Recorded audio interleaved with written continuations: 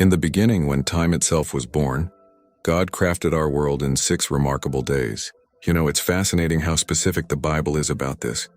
The evening and morning were the first day. We're talking actual 24-hour periods here, not some vague metaphorical time span. Let me take you on this incredible journey of creation, but with some details you might have missed. Here's something that often surprises people. Adam wasn't actually created in the Garden of Eden. God formed him from the earth outside the garden and then placed him there. It's like getting a VIP upgrade, if you will. And here's another mind-bending detail.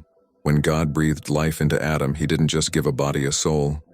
No, Adam became a living soul that had a body. It's a subtle but profound difference that changes how we view our own existence. Now let's talk about that infamous tree, the tree of knowledge of good and evil. You've probably heard this story 1,000 times, but have you ever wondered why this specific tree? Well, it wasn't just any tree.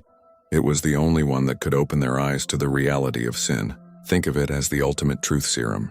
Then enters the serpent, Satan himself. His punishment for deceiving Eve was severe and significant.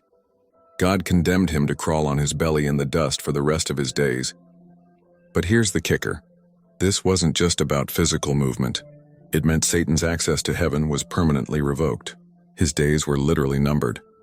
When Adam and Eve gave in to temptation and ate the forbidden fruit, something tragic happened. God had to remove them from the garden, but not just because they disobeyed. There was another tree, the tree of life.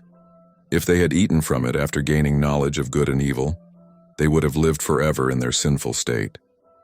Can you imagine the horror of eternal life trapped in sin? So in what must have been a heartbreaking moment, God sent them back to work the earth from which Adam was created.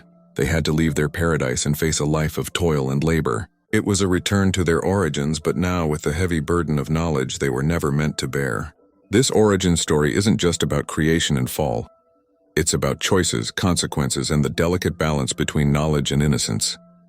It shows us how one decision can change not just our own lives, but the course of human history itself.